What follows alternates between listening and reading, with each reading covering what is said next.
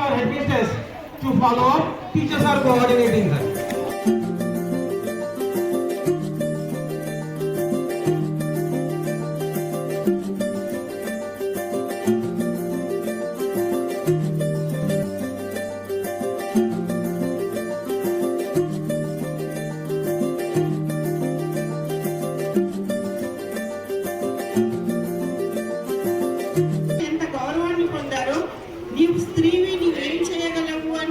కించపరిచిన రోజులు కూడా ఉన్నాయి.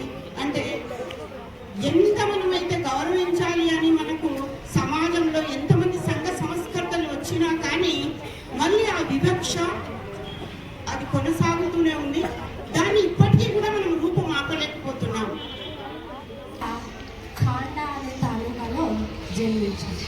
పేరుగల మెడాట్ మరియు బయటలో లేదా మహారాష్ట్ర. సమాజంలో ఆడపిల్లలు చదువుకోవద్దు అనే మాటను నువ్వు నిరాకరించేటట్లు చేయాలి అని చెప్పేసి అప్పటి నుంచి కూడా ఆమె నేర్పించిండు, ఒత్తులు నేర్పించిండు.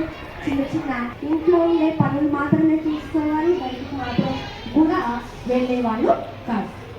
అయితే ఒకరోజు ఇల్లు చదువుతుండగా జ్యోతిబాబుల యొక్క బుక్కులని సావిత్రిబాయి 3 జనవరి 1830 సంవత్సరంలో మహారాష్ట్రలోని పూణేకు దగ్గరలో గల ప్రాంతంలో జన్మించారు.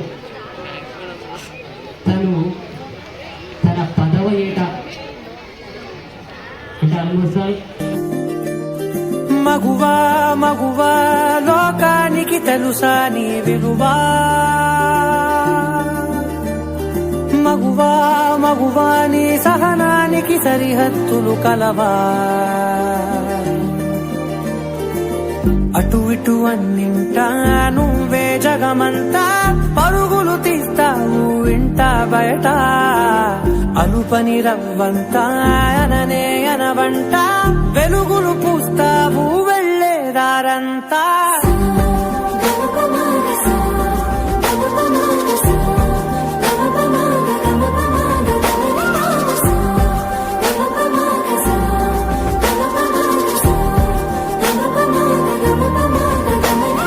మగువా మగువా లోకానికి తెలుసా నీ విలువా,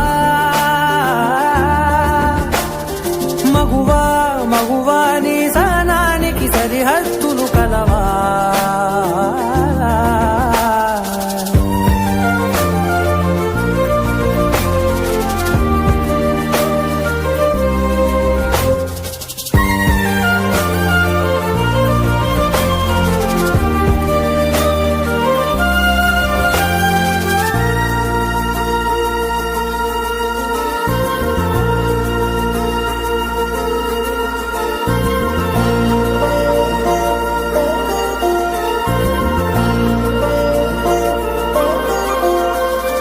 నీ కాటుక కనులు విప్పారకపోతే ఈ భూమికి తెలవారదుగా, నీ గాజుల చేయి కదలాడకపోతే ఏ మనుగడ కొనసాగదుగా.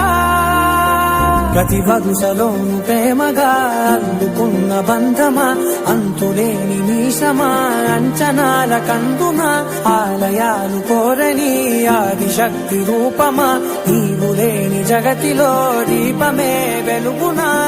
నీదగులాలనలో ప్రియమగు పాలనలో ప్రతి ఒక్క మగవాడు పసివాడేగా, ఎందరి పెదవులలో ఏ చిరునవ్వున్నా ఆ సిరి మెరుపులకు మూలం నువ్వేగా.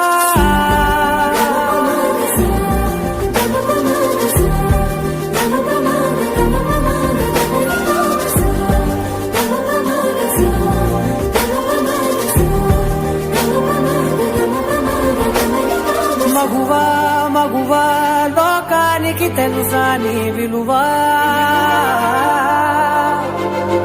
మగువా మగువా నీ సహనానికి సరిహద్దులు కలవా.